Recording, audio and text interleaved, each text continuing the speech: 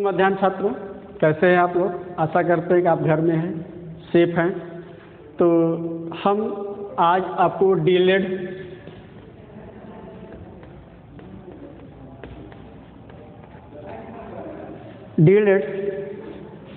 तृतीय सेमेस्टर के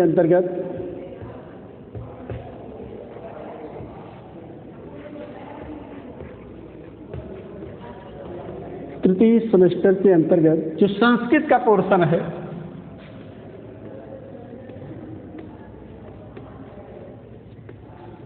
पिछली कक्षाओं में अपने संधि के बारे में आपको बताया था। संधि कितने प्रकार के होते हैं? तो संधि मुख्य रूप से 3 प्रकार के होते हैं। कौन कौन से? स्वर संधि, व्यंजन संधि और विसर्ग संधि। स्वर संधि को क्या कहते हैं संस्कृत में? तो स्वर संधि को संस्कृत में कहते हैं अच संधि। अच संधि क्यों कहते हैं? क्योंकि महस्वर सूत्र में आप देखेंगे पहला से लेकर महस्वर सूत्र पहला से लेकर चौथे के लास्ट में चौथा जो है क्या है?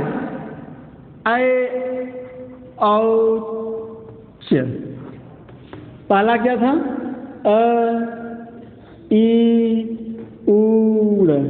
यानी यहाँ से लेकर पहले से लेकर ये आ से लेकर ये च तक इसे कहते हैं अच। अच प्रत्याहार है। इसके अंतर्गत पूरे 9 स्वर आएंगे। अ ई उ रील री ए ओ आई औ। ये हम मांग रहा हो गया अच। अच के मतलब स्वर। इसीलिए कभी कहते हैं कि अच को क्या कहते हैं? अच का मतलब होता है स्वर संधि। दूसरा हल। हल को क्या कहते हैं? ये हमारा हल क्या है? हल प्रत्याहार है। इसके अंतर्गत बता रहा है कि हल के अंतर्गत कौन कौन से वर्ड आएंगे। तो हल पांचवा ह य व र ट। यहां से लेकर 14वां क्या है आपका? 14 जो है वो आपका हल। ठीक, तो ये इसका है, इसका ल तब बन के हल बनता है। ये नहीं कि ये हल नहीं है।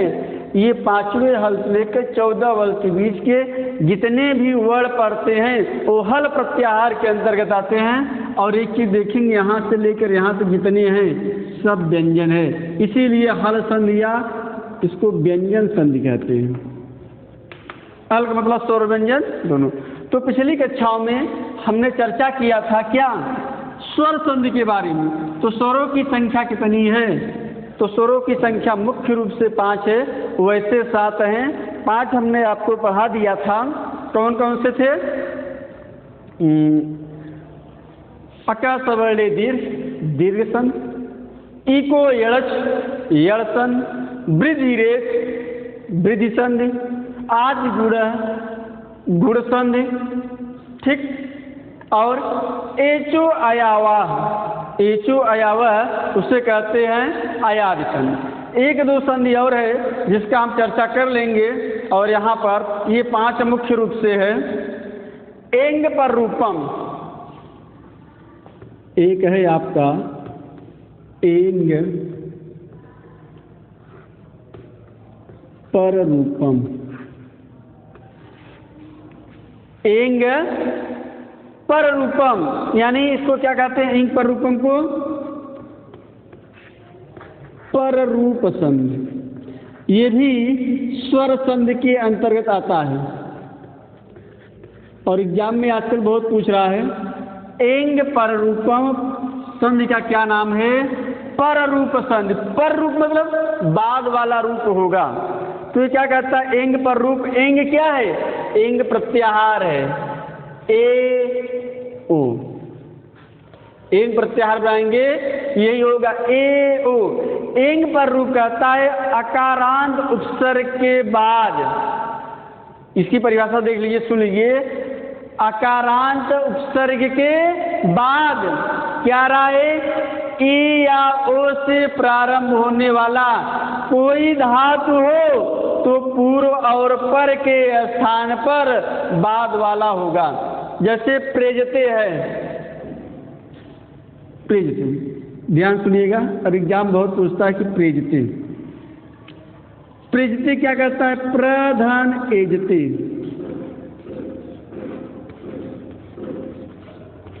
अभी कहा एंग पर रूप, कह रहा है कि ए या ओ के बाद अकारांत उपसर्ग के बाद, तो प्र है, प्र क्या है? अकारांत है, तो इसके बाद क्या है? ए है, तो कह रहा था पर रूप बाद वाला रूप होगा, ये वाला नहीं, बाद वाला।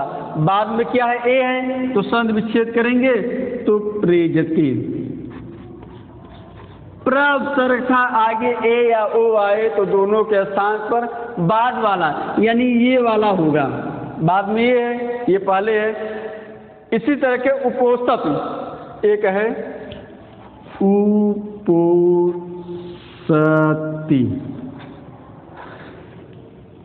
उपोषत, अब इसका संधि विच्छेद करिए, बहुत सिंपल सा है, उप प्लस औसत। ठीक, क्या होगा इसका संधि विच्छेद? उप प्लस औसत। अब देखिए, कह रहा है उपसर्ग हो, ये उप उपसर्ग है, और बाद में ए या ओ हो, तो बाद में ए या ओ हो, तो बाद वाला पर बाद वाला रूप होगा, यही क्या हो जाएगा? बराबर, ये इसके साथ चला गया चिन्ह या निशान के साथ, उपोषति। क्लियर? अब हम आपको एक दे रहे हैं, आप उसको करके आइएगा। प्रेषति, प्रधन एष्यति, प्रेषति प्रधन एष्यति, इसको आप करके बताइएगा। अब नेक्स्ट हम चलते हैं एंग पदांता दत्त। ये पर रूप वाला था, एक पूर्व रूप वाला है। पूर्व मतलब पहले वाला, पर मतलब बाद वाला। ठीक, एंग पदांता दत्त क्या कहता है? एंग पर रूपम एक इंग पदांता दंत है, वही एंग पदांता दत्त। कह रहा है कि एंग पदांता, पद के अंत में एंग प्रत्याहार होगा, तो एंग के अंतर्गत क्या है? क्या आएगा? वही ए ओ। ठीक, कह रहा है कि एंग पदांता क्या कहता है?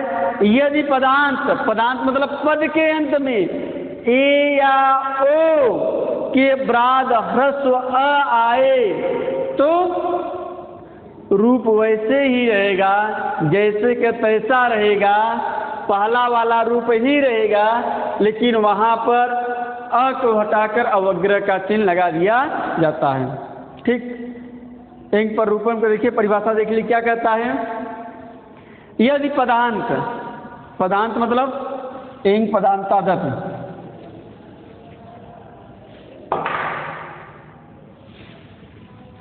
एंग पदांता दत्त की परिभाषा देखिए, बहुत ही इंपॉर्टेंट है ये। एंग पदांता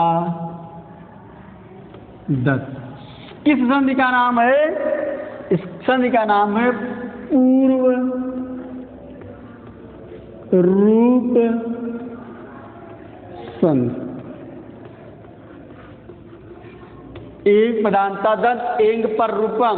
ठीक, एक पदांता दत्त किसका है? पूर्व रूप संधि का। इसकी परिभाषा देखिए, बहुत ही इंपॉर्टेंट है। कह रहा है यदि पदांत के बाद, यदि पदांत के बाद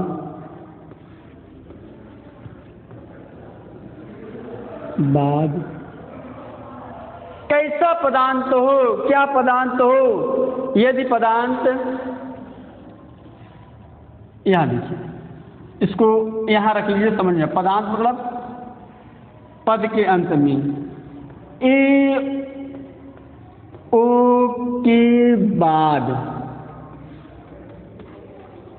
ह्रस्व अ हो तो, देखिए कह रहा है यदि पदांत ए ओ के बाद यदि ह्रस्व अ आए तो पूर्व रूप ह्रस्व अ आए तो पूर्व रूप, यानी ये टेढ़वा साप जिसे अवग्रह का हम चिन्ह कहते हैं हो जाता है।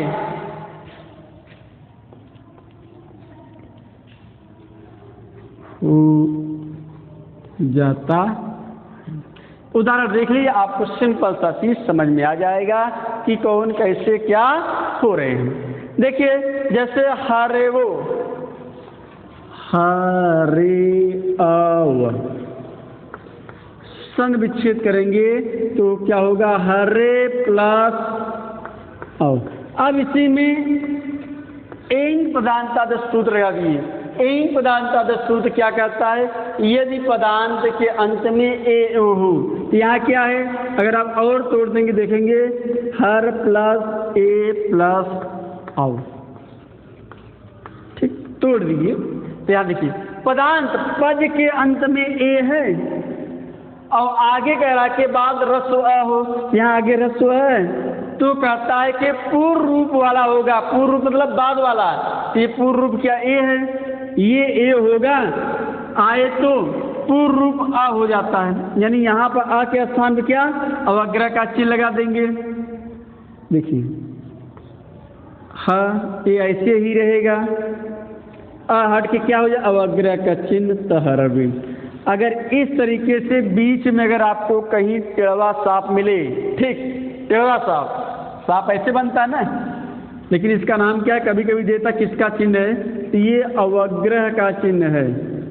इसको आ पढ़ा जाता, आ हटाकर इसी का चिन्ह लिख दिया जाता है। कभी कोई पूछता है किसका चिन्ह है, तो ये अवग्रह का चिन्ह है। आप कहीं पढ़ते रहिए और बीच में इस तरीके से चिन्ह आ जाए तो मान चलिए उसमें एंग पदांत पूर्व रूप वाला है। इसमें सिर्फ इतने समझना है कि पद के अंत में ए ओ होगा और बाद में ह्रस्व अ हो, तो ह्रस्व अ के स्थान पर क्या करना है, कुछ नहीं करना है, अवग्रह का चिन्ह लगा देना है बस। कोई कहे भैया इसका संध विच्छेद क्या होगा, आप कुछ मत करिए संध विच्छेद में, हरे या अवग्रह का चिन्ह उसे अ मान लीजिए बस, सिंपल सा चीज था। और उदाहरण देख लीजिए, जैसे कोई कह दे भैया कि एते अप, एते अप का संध विच्छेद क्या है, तो आपको कुछ नहीं करना है, जहां अवग्रह का चिन्ह है वही आपको अ रख देना है और पदांत एते था, एते समझ लीजिए, एते प्लस अप। अगर आपको इस तरीके से संधि करना हो आ जाए, क्या संधि होगा, या हल्का सा बात आपको माइंड में रखना होगा कि पद के अंत में ए ओ होना चाहिए। यहाँ पद के अंत में ए है और यहाँ ह्रस्व अ है, आप संधि करेंगे क्या होगा, एते अप। क्लियर, ठीक। अब देखिए एक दो उदाहरण और, आजकल एग्जाम में बहुत तेज पूछता है इस हिसाब से क्वेश्चन। पिछले बार टेट में भी क्वेश्चन पूछा गया था, मैक्सिमम लोगों ने सही किया था, मैक्सिमम लोगों को समझ नहीं आ रहा था भैया क्या है ये, और है बहुत सरल है चीज, ये बहुत ही सरल चीज है। जैसे कोई कह दे को अपी, को अपी, मैक्सिमम देखने को मिलता है ये को अप। कोअप में कौन सा संधि है, जब भी आपको कंफ्यूजन होगा तो दो में होगा, पूर्व रूप संधि है कि पर रूप संधि है। पर रूप मतलब बाद वाला रूप होता है, पूर्व रूप मतलब पहले वाला होता है। ये बताइए पूर्व रूप वाला है कि पर रूप वाला है, तो ये पूर्व रूप वाला पहले जैसा रूप रहेगा, ठीक। तो संधि विच्छेद क्या करें, सिंपल से हमने कहा कि जहां अवग्रह का चिन्ह वहां आप आ रख लीजिए बस, वही मान लीजिए प्लस है, को के बाद जहाँ अवग्रह चिन्ह मान लीजिए प्लस है, और जहाँ अवग्रह का चिन्ह वही आ लिख दीजिए, आगे का को अप। अगर इस तरीके से आगे संधि करना है तो कुछ नहीं, यहाँ देखिए यहाँ ए या ओ है और आगे अ है तो कुछ नहीं, को जहाँ अ है वही अवग्रह का चिन्ह लिख दीजिए, हो गया को अप। सिंपल सा चीज था। और एक आग उदाहरण ले लीजिए, जैसे कोई कहते भैया रमे अत्र, रमे अत्र, इस हिसाब से तो क्या होगा, रमे प्लस अत्र, किस हिसाब से आ जाए, यही मैक्सिमम पूछता है पूर्व रूप संधि की पर रूप संधि है। अगर ये ऐसे हो रहा है तो किस सूत्र द्वारा हो रहा है, एंग पदांता दत्त के एंग पर रूपम द्वारा, एंग दोनों में है लेकिन अंतर इतना ही है, इसमें पदांत है, उसमें एंग पर रूपम बाद वाला होगा, इसमें पर रूप वाला होगा। तो ये हमें लगता है आपको आसानी समझ में आ गया। अब हम चलते हैं आपके नेक्स्ट टॉपिक। हमारा स्वर संधि कंप्लीट हो गया। संधि के अंतर्गत हमने आपको पढ़ाया सातों संधि, मुख्य रूप से 5 कौन कौन से थे बताए भी। स्वर संधि के अंतर्गत अकाशवर्णी दीर्घ, दीर्घ संधि, इको एड़च, यड़ संधि, ठीक, एचो अयावह, अयाद संधि, और आदि गुण, गुण संधि, वृद्धि रेच, वृद्धारादेश, वृद्धि रेच, वृद्धि संधि। अब हम आपको थोड़ा रिवीजन करा दें और आप बता दीजिए कि इसमें कौन कौन सा संधि है। जैसे कोई कह दे कि तवयव, तवयव में कौन सा संधि है?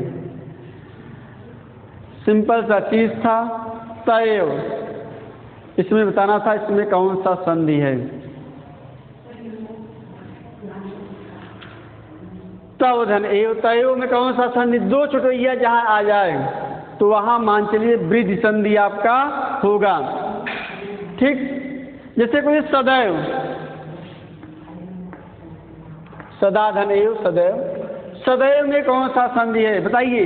1 छुटैया 2 छुटैया? 2 छुटैया होगा तो उसमें कौन सी संधि होगी? वृद्धि संधि। जैसे मान लीजिए कोई अत्रैव, गुण संधि की वृद्धि संधि, 2 तो आप क्लियर कर देंगे, होगा नहीं। अत्रैव 2 छुटैया यानी वृद्धि संधि। कोई कह दे महेश,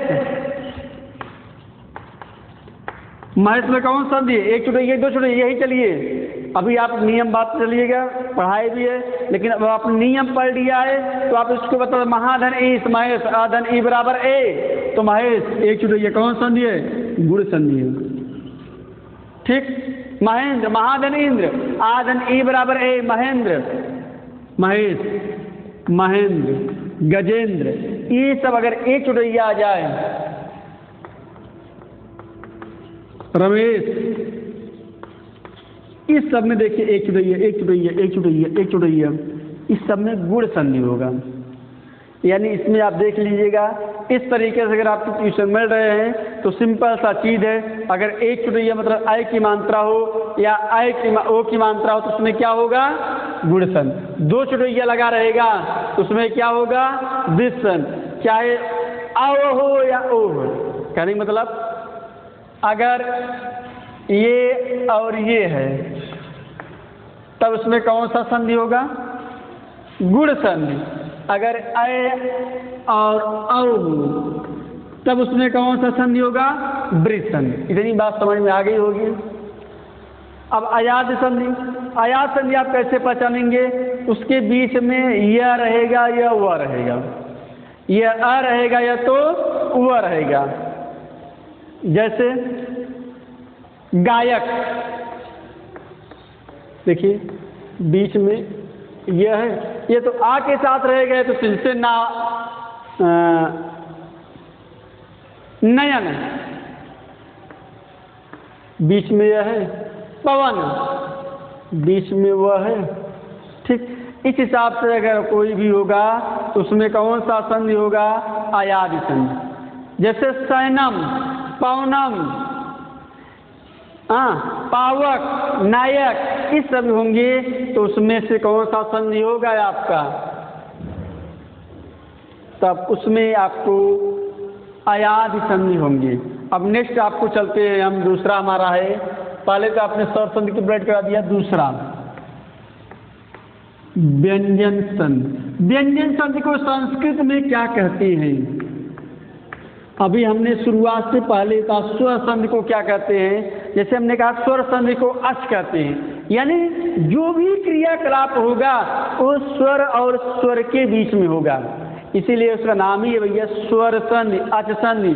आप महस्व सूत्र से पहले से लेकर चौथे नंबर की लास्ट देखेंगे, प्रत्याहार बनाएंगे, उसमें से आप ये देखेंगे जितने सारे हैं, अ हो, ई हो, उ हो, री हो, री हो, ए हो, आय हो, ओ हो, औ, सब क्या है? स्वर के अंतर्गत आते हैं। अब व्यंजन संधि, इसे हम क्या कहते हैं? संक्षेप में कहना हुआ तो संस्कृत में से कहते हैं हल संधि। यानी जो भी क्रियाकलाप होगी स्वर व्यंजन के बीच में ही होगा। व्यंजन परिवर्तित होगा तो व्यंजन में ही जाएगा। स्वर में आपने देखा कि स्वर परिवर्तित हो रहा तो स्वर में ही जा रहा था, और यहाँ व्यंजन परिवर्तित होगा व्यंजन में ही परिवर्तित होगा। ठीक, अब देखिए व्यंजन संध हल संध। आप क्यों इसे हल संध कहते हैं? व्यंजन संध के भेद कितने हैं? तो व्यंजन संध के निम्नलिखित भेदों से मुख्य रूप से 6 भेद होते हैं। कौन कौन से होते हैं? अच्छा, हल संध क्यों कहते हैं इसे मालूम है? महस्व सूत्र का 5वां ह य व र ट यहाँ से लेकर 14 हल तक जितने आप देखेंगे सब क्या होंगे? इसका ह लीजिए, इसका ल लीजिए, प्रत्याहार बनाएंगे तो इसमें आएगा हल प्रत्याहार। ह य व र ल, ठीक, इयम अंग, घ ढ ध, झ भ, ज ब ग ड़ द, ख फ छ ठ थ, च ट त, क प, स स स थ। यही हमारा हुआ हल व्यंजन। अब हम आपको बताएंगे ये कैसे, इसके अंतर्गत क्या क्या चीज़ें हैं। अब मान लीजिए आपको पढ़ना है, इसके कई भेद होते हैं, जैसे श्चित्व संध, सटुत्व संध, जसत्व संध, चत्व संध, अनुनासिक संध और अनुस्वार संध। इसमें सबसे महत्वपूर्ण है श्चित्व, सटुत्व और जसत्व संध। तो हम आपको शुरुआत करते हैं आप हल संध। पहला है अस्तो सचुना सच। अभी जैसे अका सवर्ण दीर्घ आपने पढ़ा था, अका सवर्ण दीर्घ किस संधि का नाम था? अका सवर्ण दीर्घ। अका सवर्ण दीर्घ सूत्र है दीर्घ संधि का। अब हम आपको पढ़ाएंगे, पहला सूत्र है अस्तु सचुना सच। ठीक, सूत्र क्या है?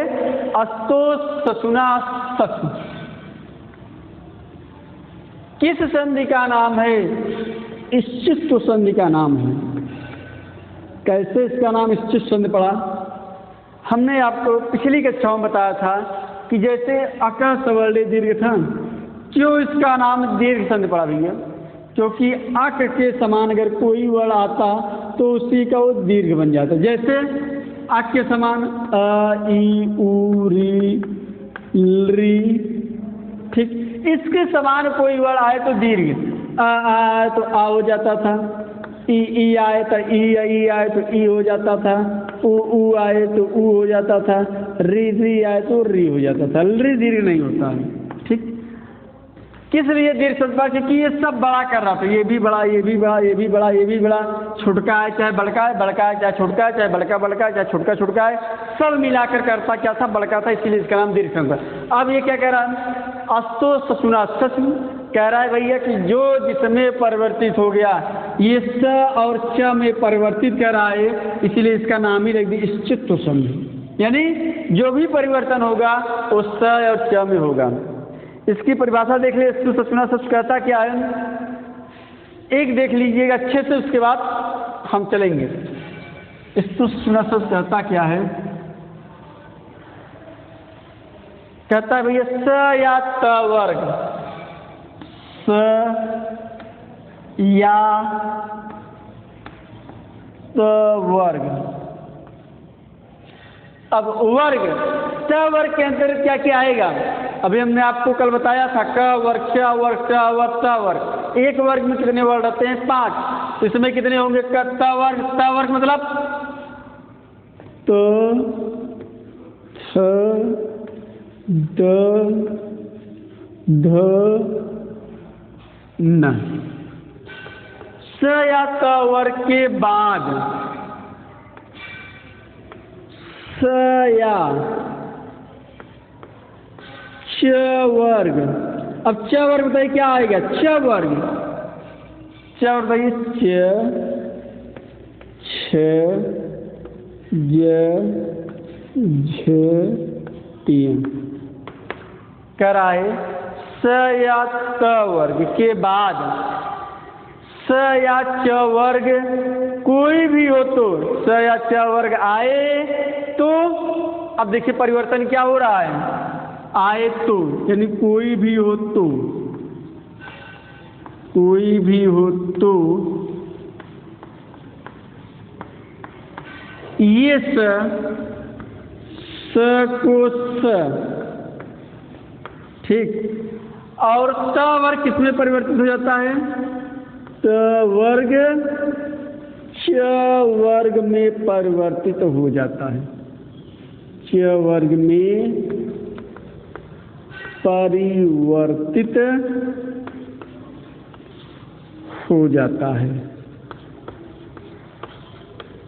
एग्जाम्पल देख लीजिए, परिभाषा पढ़ लीजिए, परिभाषा खुद ही बयां कर रहा है कि क्या कैसे होगा। देखिए अस्तो सचुना सच, अस्तो मतलब ये स हो गया, आधा है इसलिए आधा हो गया, प्लस स, ठीक। करा स या त वर्ग से, त वर्ग त थ द द न के बाद स या च वर्ग च छ ज झ इया कोई भी हो या कोई भी आए तो स को स यानी दंत स तालव्य स में परिवर्तित हो जाएगा और त वर्ग जो होगा उस त वर्ग में परिवर्तित हो जाएगा। जैसे यहाँ देख लीजिए, स वर्ग पहले त वर्ग आए तो स किसमें परिवर्तित हो जाएगी, इसमें, और त थ द ध न ये हो गया आपका त वर्ग। च वर्ग च छ य झ य यानी त जो होगा च में परिवर्तित होगा, थ होगा छ में, द होगा ज में, झ होगा, ध होगा झ में, न होगा तो य में, ये परिवर्तित हो जाएगा। इतनी बात यदि आपको समझ में आ गई होगी तो एक दो उदाहरण लेकर हम देख सकते हैं। जैसे करिए रामस प्लस सीति,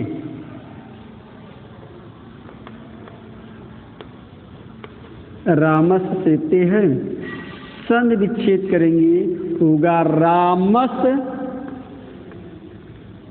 प्लस सीति। अब देखिए क्या कह रहा है ये, स या त वर्ग से पहले या बाद में स या च वर्ग हो, यहाँ स मिल गया पहले, बाद में क्या कह रहा है कि बाद में स या च वर्ग हो, ये स मिल गया। जब ये स मिल गया कह रहा भैया तो ये स किसमें परिवर्तित हो जाएगा, इस स में। ये स कहाँ पर, ये स पढ़ा, अब ये परिवर्तित किसमें होगा, स में। क्यों परिवर्तित होगा, क्योंकि आगे ये स पड़ गया। तब रामस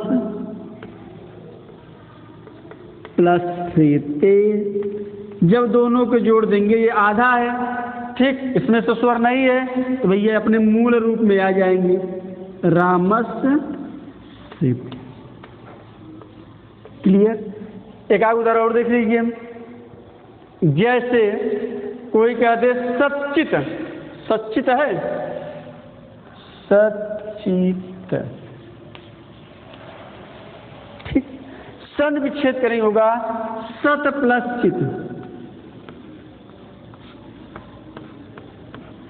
देखिए अब ये थोड़ा परिभाषा पढ़ लीजिए, कह रहा स या त वर्ग से पहले या बाद में, तो भैया यहाँ स या त वर्ग मिला, हाँ यहाँ से ये त वर्ग यानी त मिल गया।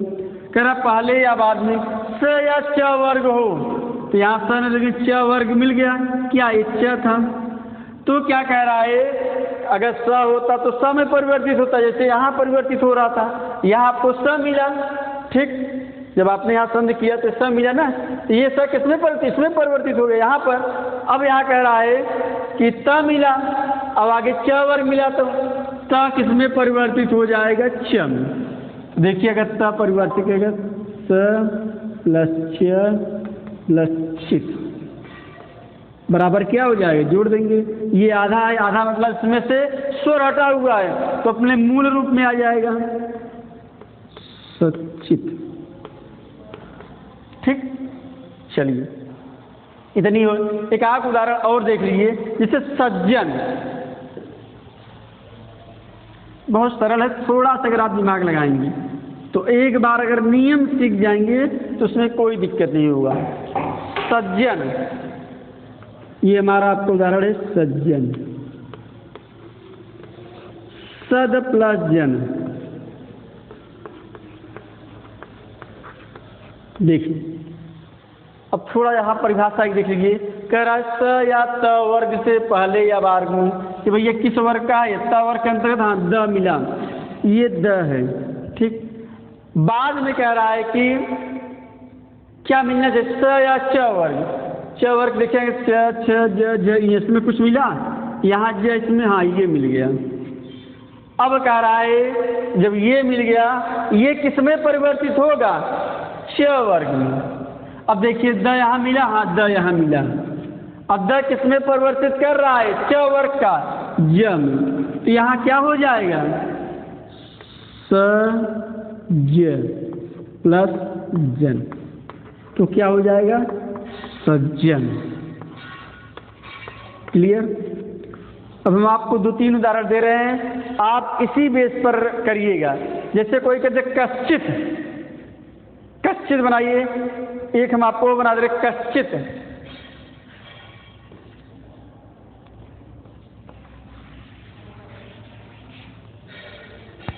कश्चित है, ये आपका मूल है, संध विच्छेद करेंगे तो होगा क्या, कस प्लस चित। ये तभी बदलेगा जब आगे ये मिलेगा स या च वर्ग। अगर स या च वर्ग नहीं मिलेगा तब समझिए ये नियम नहीं लागू होगा। कस हुआ, पहले स या त वर्ग था, स मिला, आगे च वर्ग च मिल गया, तो स किसमें परिवर्तित हो जाएगा, ये स में, तो क्या हो गया, कस प्लस चित बराबर कस। क्लियर। मुझे लगता है आपको आसानी समझ में आ गया होगा। 2-3 उदाहरण लीजिए, चाहे निश्चय लिख लीजिए, उच्चारण बहुत आता, उत प्लस चारण, निश्चय, उच्चारण, शरदचंद, ठीक, निश्चल, इस हिसाब से आप सारे देख लीजिएगा और बहुत ही सरल है। और एग्जाम में पूछता है, राम प्लस स्थिति बहुत पूछता है। ये हमारा अस्तो ससुना ससु, संधि का क्या नाम था, च्युत संधि। क्यों च्युत संधि था, क्योंकि स या त वर्ग किसमें परिवर्तित हो रहा था, स या च वर्ग में। ये आधा सा पूरा करे, इसका नाम है, इस साथ देखिए बन गया, इसका नाम च्युत संधि हमने रख दिया। इसीलिए इसको हम च्युत संधि कहते हैं, क्योंकि ये स, कौन सा स, दंत स किसमें बदलता है, तालव्य स में, ठीक। और ये याद कर लीजिएगा, ये स आपके एग्जाम में बहुत पूछता है कि उष्ण व्यंजन कौन से हैं, तो स स स को उष्ण व्यंजन कहा जाता है।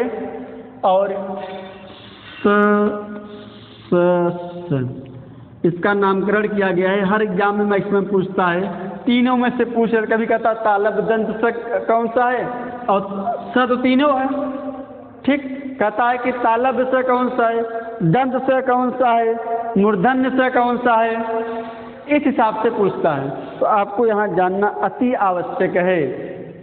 इसको क्या कहते हैं, तालव्य से। नोट कर लीजिएगा, याद कर लीजिएगा, बहुत ही सरल है, बहुत ही कठिन है। अगर आपको नहीं तो कहेंगे सटकोड़ा वाला स है, चीटी वाला स है, शरीफा वाला स है। अब यहाँ पर चीटी शरीफा वाला स नहीं चलेगा, इसे कहते हैं तालव्य से, इसे कहते हैं मूर्धन्य से, इसे कहते हैं दंत से। उच्चारण स्थान हमने आपको बताया था, लिटू रसा नाम दंता, ऋतु रसा नाम मूर्धन्य, ऋतु रसा नाम मूर्धन्य, ये मूर्धन्य स था। लिटू रसा नाम दंता, ये दंत था, इसलिए इसका क्या नाम है, तालव्य स, इसका मूर्धन्य से, इसका दंत से। ये याद कर लीजिएगा, बहुत ही महत्वपूर्ण है, मैक्सिमम सब में पूछता है। और यहाँ हाँ लगा लीजिए, यही है उष्ण व्यंजन। उष्ण व्यंजन कहते किसी है जिसको कहने में सबसे ज़्यादा आपको मेहनत करना पड़े, गर्मी निकल जाए, वही उष्ण व्यंजन है। तो उष्ण व्यंजन कौन कौन सा है, देखिए स स स ख, ये हमारा उस व्यंजन है। नेक्स्ट हमारा है सटुना सट। सटुना सट दूसरा व्यंजन संधि के अंतर्गत। अब हमारा दूसरा सटुना सट, इसे कहते हैं स्तुत्व संधि। स्तुत्व संधि वैसे नियम से इसका नाम होना चाहिए अष्टो सटुना सट। क्या होना चाहिए? अष्टो सटुना सट, लेकिन यह सटुना सट। अब ये सटुना सट क्या कहता है, स्तुत्व संधि क्या कहता है, इसके भी कुछ नियम है। ये कहता है स या त वर्ग पहले या बाद में, स या ऐसे देख लीजिए, लिख लीजिए तो समझ में आएगा। अष्टो सटुना सट, स या त वर्ग से पहले या बाद में। स कौन सा स? मूर्धन्य वाला स। या ट वर्ग, स या ट वर्ग होगा तो ये स किसमें परिवर्तित होगा? इसमें। और त वर्ग ट वर्ग। देख लीजिए ये कह रहा है, मान लीजिए देखिए स्तुत्व संधि है, कह रहा स या त वर्ग। त वर्ग मतलब त थ द ध न, पहले या बाद में। स या ट वर्ग, ट ठ ड ढ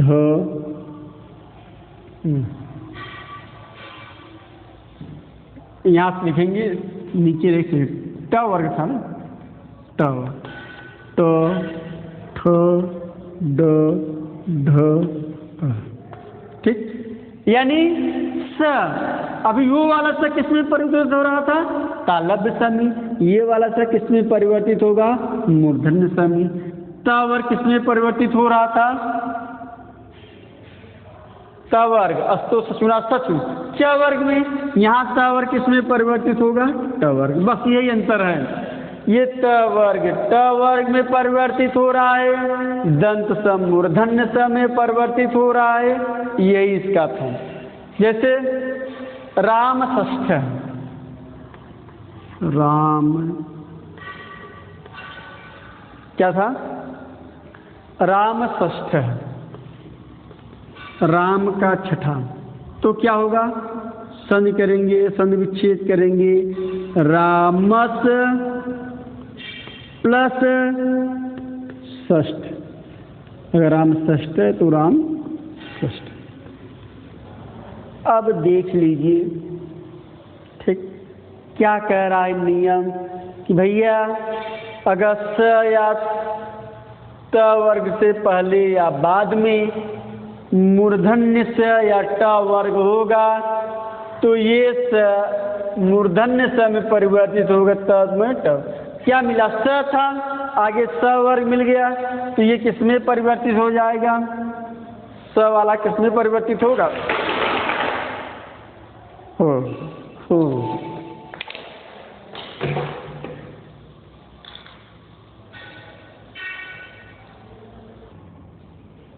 ठीक। स राम षष्ठ। देखिए यहाँ पे क्या होगा? रामस प्लस षष्ठ। अब देखिए, ये देखिए स या त वर्ग के पहले या बाद स या ट वर्ग स है, ये दंत स मूर्धन्य स में परिवर्तित हो जाएगा। रामस प्लस षष्ठ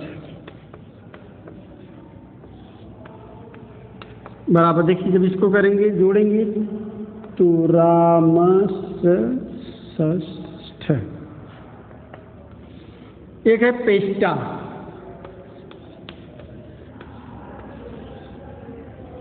पेष्टा, इसका संधि विच्छेद करिए, क्या होगा पेष्टा का? पेश प्लस टा। पेष्टा है, पेश प्लस टा। देखिए पेष्टा,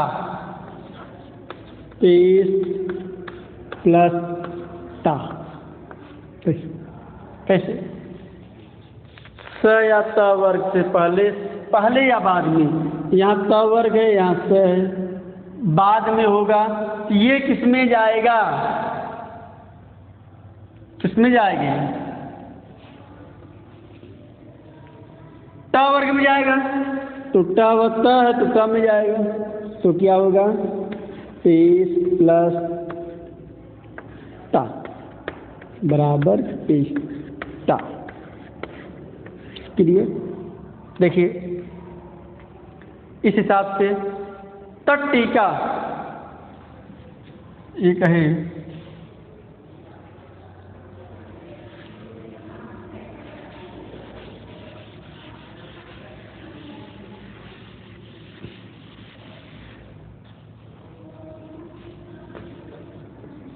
तट टीका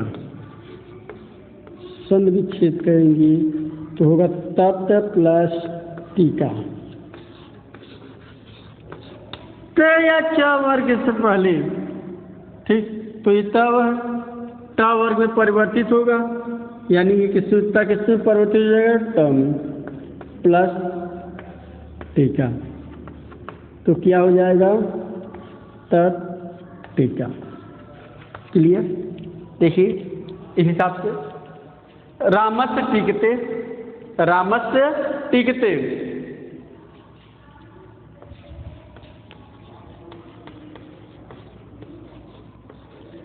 संधि करें क्या होगा? रामस्य प्लस टीकते। देख लीजिए अगर यहाँ स मिलता है तो मान चलिएगा, अगर मूर्धन्य से है संधि विच्छेद करेंगे तो दंत स में चले जाएगा, दंत स है संधि करेंगे तो किस में चला आएगा? उसमें जाते थे अस्तो ससुना स्त्रुत्व में जाते थे, वो तालव्य स में परिवर्तित कर देता, स्त्रुत्व में जाते थे तो किस में परिवर्तित कर देता है? वो किस में परिवर्तित करता है? वो मूर्धन्य स में परिवर्तित कर देता है। इस हिसाब से और देख लीजिए, जैसे उड्डयन, उद प्लस डयन, उड्डयन है ना, देख लीजिए उड्डयन,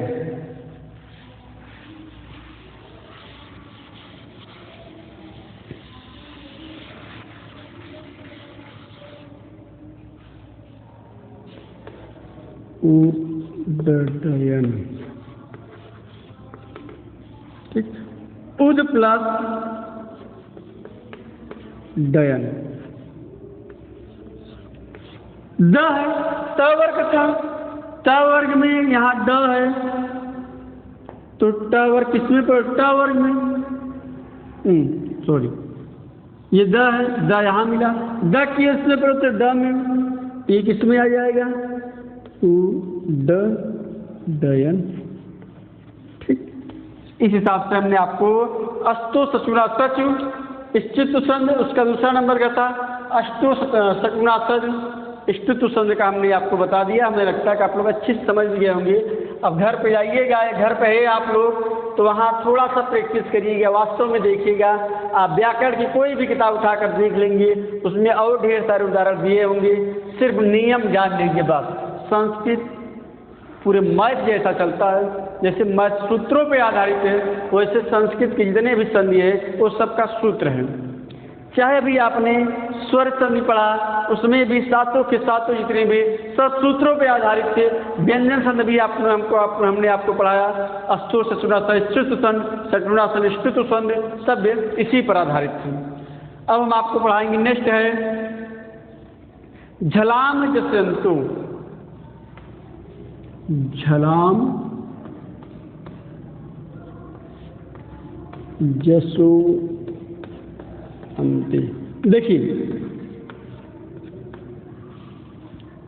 पूर्व रूप संधि पर रूप संधि, इसका संधि भी हमने आपको पढ़ाया था। पर रूप संधि पूर्व रूप संधि, क्या ये पूर्व रूप संधि, तो इसका संधि विच्छेद क्या होगा? जसो प्लस अंते। यहाँ ओ है, आगे रस्व अ है, तो पूर्व रूप वाला रूप होगा और आ के स्थान पर अवग्रह का चिन्ह, यही है जसोवंती। ठीक, कभी कभी पूछ लेता है इस हिसाब से, तो पूर्व रूप पर पूर्व रूप पहले वाला रूप है। झलाम जसोवंती ये सूत्र है जसत्व संधि का।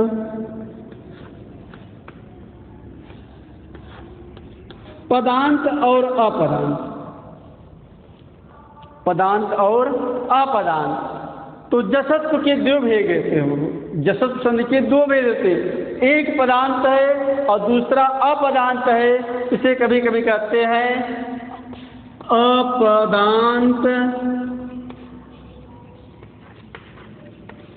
जसत्व संधि। हमने आपको प्रत्याहार, अब यहीं से प्रत्याहार का उपयोग होगा। हमने आपको प्रत्याहार बनाना सिखाया था। झलाम क्या है जसवंती? झल प्रत्याहार अगर होगा तो वो जस प्रत्याहार में परिवर्तित हो जाएगा। अब झल प्रत्याहार के अंतर्गत क्या क्या प्रत्याहार बना आप लोग जानते हैं, हमारे साथ बनाइए 1 2 3। झल प्रत्याहार है, झल प्रत्याहार महेश्वर सूत्र में देखिए, झ कहाँ मिले? झ जहाँ भी मिलेगा लास्ट में मिलेगा नहीं, जहाँ भी मिलेगा वो इधर ही मिलेगा, पूर्व रूप मिलेगा, पूर्व रूप वाले में पहले। तो देखिए महेश्वर सूत्र बाद हमने आपको महेश्वर सूत्र रटाए भी हैं, शायद आप लोग याद भी कर लिए, नहीं याद किए होंगे तो हमारे पास में टाइम है, लेकिन हम आपको बताएंगे। जैसे छ आपको कहाँ मिलेगा? तो शुरुआत में आपने 8वां प्रत्याहार सूत्र देखेंगे तो झ भ इय, ये 8वां प्रत्याहार सूत्र है।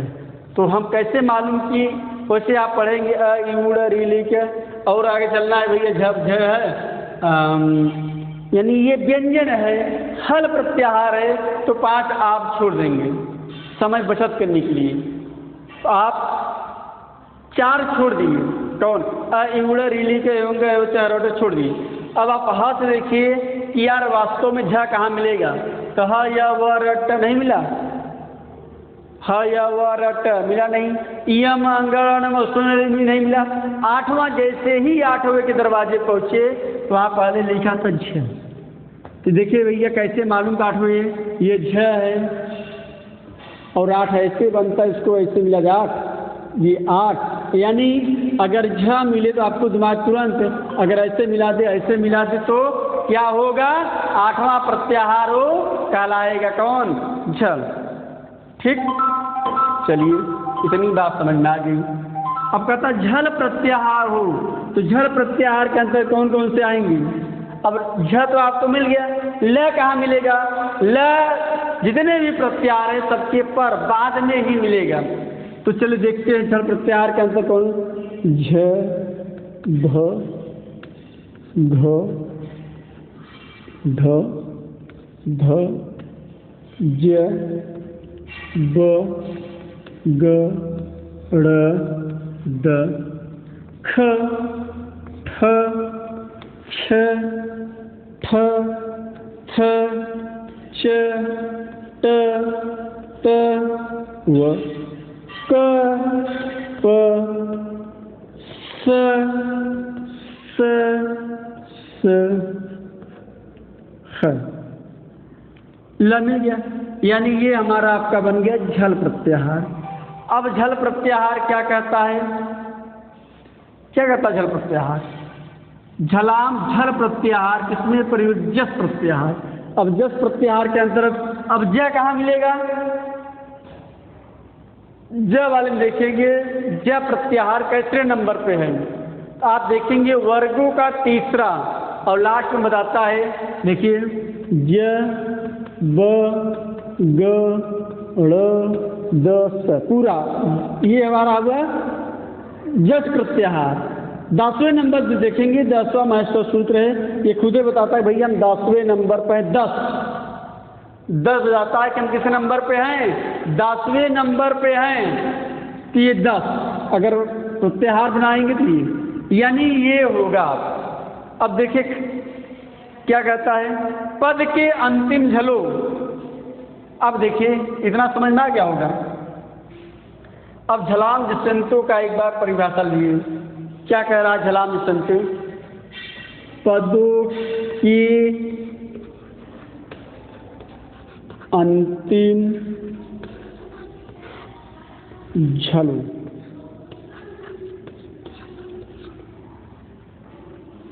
पदों के अंतिम झलो अब झल क्या है? प्रत्याहार है। अब उसके अंतर्गत कौन कौन से वर्ड आएंगे? अभी तो आपने झल प्रत्याहार लिखे, इतनी सारे लिखे भैया, झ भ घ ढ ध स ज भ ग ढ़ द स छ थ। अब और संक्षेप, प्रत्याहार का मतलब ये होता है संक्षेप में कहना। अब और संक्षेप कैसे करेंगे? झल प्रत्याहार बनाया तो इतना सारा आ गया कि भैया ये अभी तो हमने ये आपको संक्षेप में करना सिखाया। अब झल क्या कर रहा है? अब देखिए, अब इसको और संक्षेप, पदों के अंतिम झलों, वर्गों के पहला, दूसरा, तीसरा, चौथा और उस। पहला, दूसरा, तीसरा, चौथा और उसमें को क्या आदेश होंगे? को जस। जस के अंतर कौन कौन से आएंगे? अब यहां देखिए, वर्गों का तीसरा, वर्गों का तीसरा वर्ण होगा। ठीक, पहले तो हमने यहाँ झल, इतना सारा झल प्रत्याहार का मतलब ही था संक्षेप में कहना, झल कह दीजिए, इतना यहाँ लिखना पड़ता, तो यहाँ इतना हमने लिखा वर्गों के पहला, दूसरा, तीसरा, चौथा और उसमें, यानी कुल मिलाकर वर्गों का पांचवा अक्षर नहीं मिला है। इया म अंगड़ न नहीं मिलेगा। क्यों नहीं मिलेगा? सिंपल सा चीज है कि 7वें नंबर था झ, इया म अंगड़ न म, ये 7वें नंबर था, ये यहाँ से छूट गया, इसीलिए जो भी मिला वर्गों को उसमें देखिए, झ हो, भ हो, घ हो, ढ हो, ध हो, ज ब ग ड़ द स, सब कुछ वर्गों का पहला, दूसरा, तीसरा, नहीं पांचवा वर्ग छोड़कर सारे अक्षर मिले। अब इसका एक उदाहरण भी देख लीजिए कि कैसे है। जैसे वागीश है, वागीश संधि विच्छेद होगा, वाक प्लस ईस, वाक प्लस ईस। अब देखिए क्या कह रहा है? कह रहा भैया कि पदों के अंतिम झलों को क्या आदेश? जस आदेश होगा। यहाँ वाक है, पद के अंतिम झल मिला, वर्गों का पहला, दूसरा में से पहला मिला, ये पहला किसमें परिवर्तित होगा? जिस वर्ग का होगा उसी वर्ग का तीसरे अक्षर में परिवर्तित हो जाएगा। जैसे क वर्ग का है, क वर्ग का पहला अक्षर क्या है? क ख ग, ये तीसरे में परिवर्तित है ग। वाग प्लस ईस बराबर वागीश। अगर वागीश है तो वागीश हो जाएगा, वागीश। ठीक, समझ में आई बात? जैसे मान लीजिए जगदीश, बहुत ही महत्वपूर्ण है, एग्जाम में पूछता भी है कि इसको साफ कर दे रहे हैं। अब जगदीश,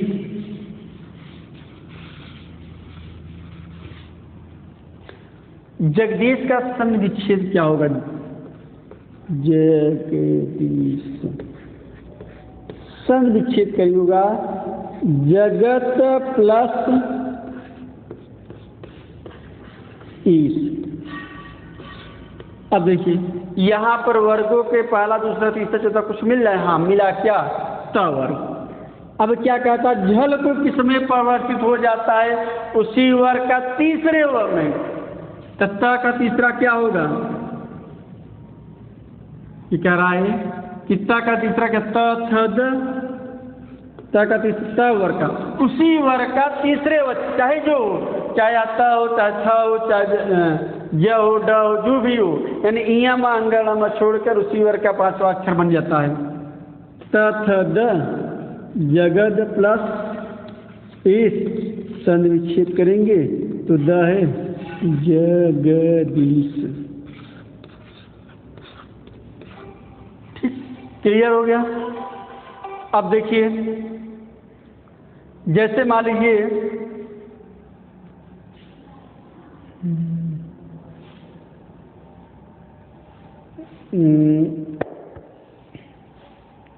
वाग जालम,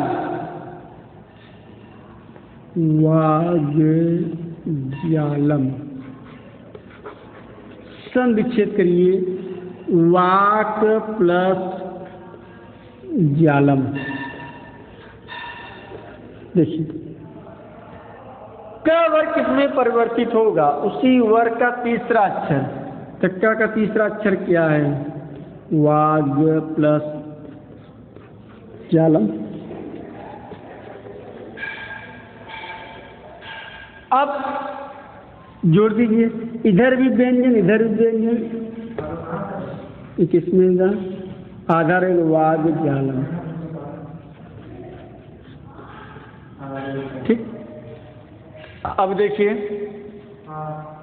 जैसे कोई कह दे अजंत, अजंत, अच प्लस जंत।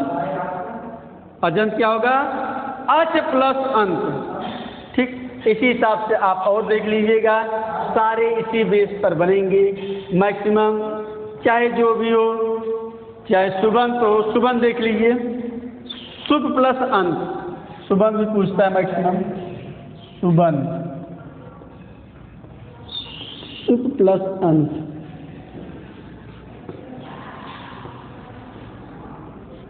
प का तीसरा वर्ग क्या होगा? प फ ब। तो प किसमें परिवर्तित हो जाएगा? ब में। शुभ प्लस अंत बराबर शुभम। ठीक। शुभ प्लस अंत बराबर शुभम।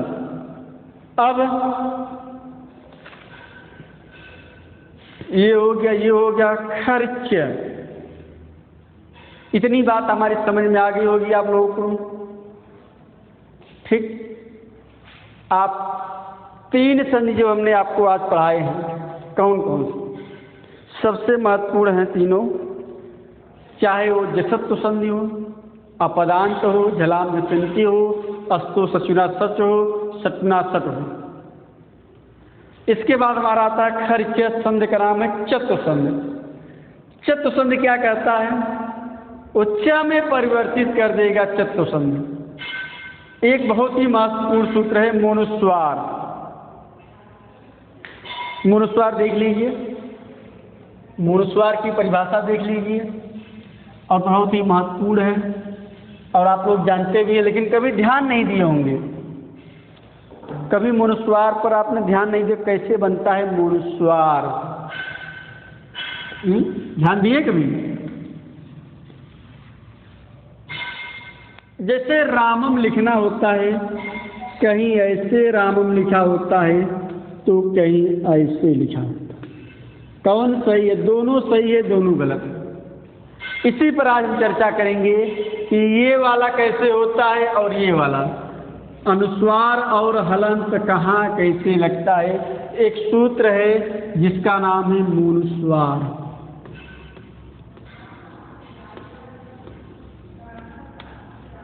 मोनुस्वार का सन विच्छेद करने की जगह मो प्लस अनुस्वार। मोनुस्वार कहता क्या है? पद के अंतिम म को अनुस्वार हो जाता है। मोनुस्वार मो प्लस अनुस्वार, पद के अंतिम म को अनुस्वार हो जाता है। अनुस्वार का किस निशान क्या है ना? हो जाता है।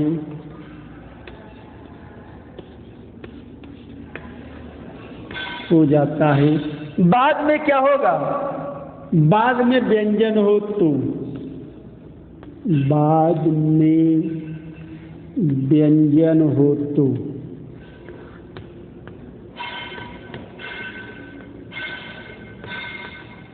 जैसे, चलिए ये हो गया। जैसे हरिम वंदे,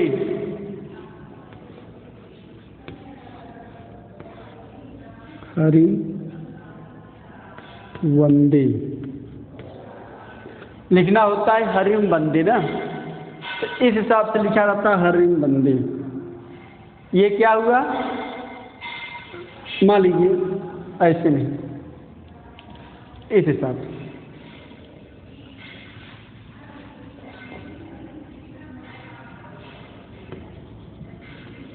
हरिम वंदे है,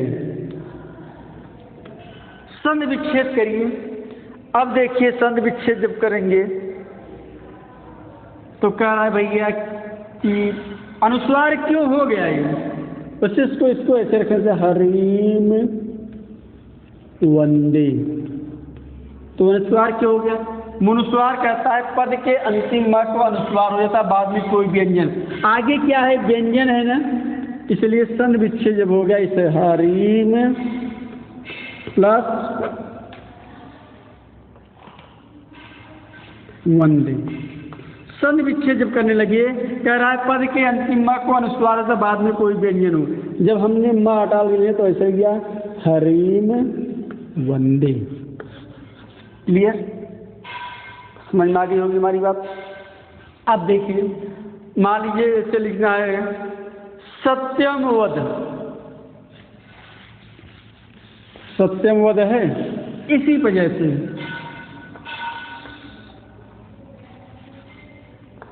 सत्यम वद। अब सत्यम वद संधि विच्छेद करेंगे, क्या हो जाएगा? सत्यम प्लस वद। क्यों? क्योंकि आगे वह है, संधि विच्छेद में हो जाएगा। यहाँ देखिए सत्यम वद संधि विच्छेद करेंगे तो इस हिसाब से हो जाएगा सत्यम प्लस वद, लेकिन जब संधि करेंगे तो आगे यहाँ क्या है? आगे व्यंजन है, इसलिए व्यंजन किसमें परिवर्तित हो जाता है? अनुस्वार में। समझ में आ गई होगी बात। पितरम वंदे है, पितरम वंदे संधि विच्छेद करेंगे हो जाएगा पितरम प्लस वंदे। इस साथ आप देख लीजिएगा कहाँ अनुस्वार लगा रहता है, कहाँ म लगा रहता है। अगर आगे व्यंजन है तो आगे अगर व्यंजन है तो अनुस्वार हो जाएगा, जैसे पितरम वंदे। ठीक, आज इतना ही रिवीजन करिए, आगे हम आपको व्यंजन में और जो बचा 2-3 बता देंगे, उसके बाद आपको विसर्जन। आशा करते हैं आज आपको चारों संधि आसानी से, पांचों, 2 स्वर संधि का और 4 या 5 व्यंजन संधि का आपको आसानी समझ में हो गया होगा। ठीक, तो आज हमारी क्लास यही समाप्त होती है। धन्यवाद।